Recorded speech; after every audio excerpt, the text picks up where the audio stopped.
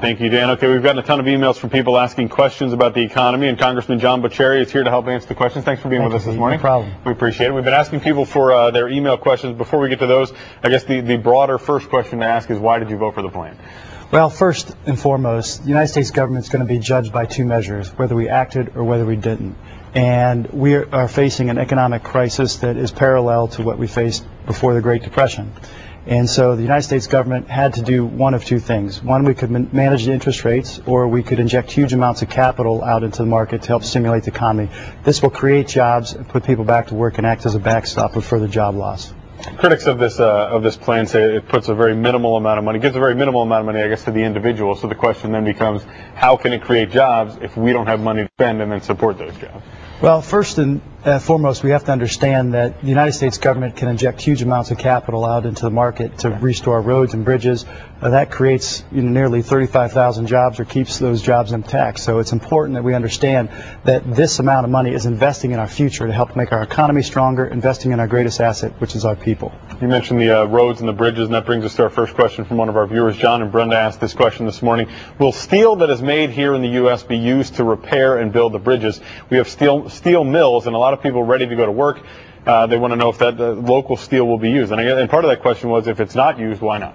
Well, 99% of all the projects, infrastructure projects that are in this bill, and all the infrastructure projects for that matter, 99% of them are done by American workers with American goods, and the cascading effect of industries that help promote jobs, like for instance, if you're going to lay concrete, we have to have mineral aggregates to do that. The steel and pipe are going to be primarily from America.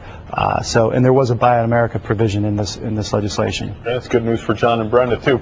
Nancy asks you this question. She says, many of us are faced with poverty or dipping into our 401ks, and some of us have no choice. Why should we be penalized for early withdrawal into our 401ks? This bill is concerned about money, privacy, and banks. I'm sorry, I went into the second question there, but she was wondering why should they be penalized for early withdrawal in our 401ks when so many people, quite honestly, are hurting at this time? There's no question. People have lost tremendous amount of money from their 401ks, and the market has dipped.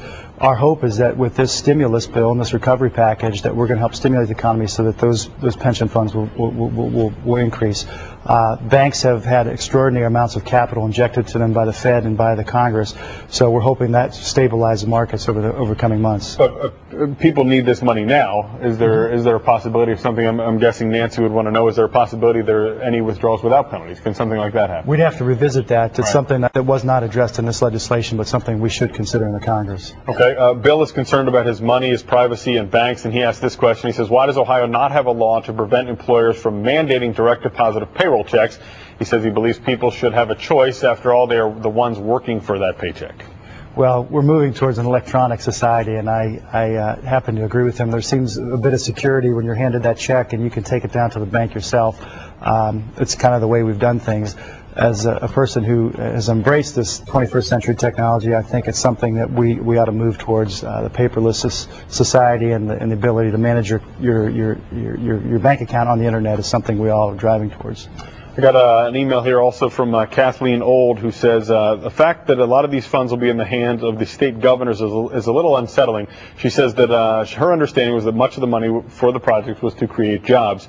And she sums up her email saying, it looks as if both sides of the aisle are still playing politics and have not a lick of common sense between them. I am ashamed for all of you. Have you heard any of these type of reactions? I'm sure you've heard both sides. We've heard a great mix of how we need to handle this and what they think we ought to do. First and foremost, the government only has two measures what we can do: manage interest rates or inject huge amounts of capital in there.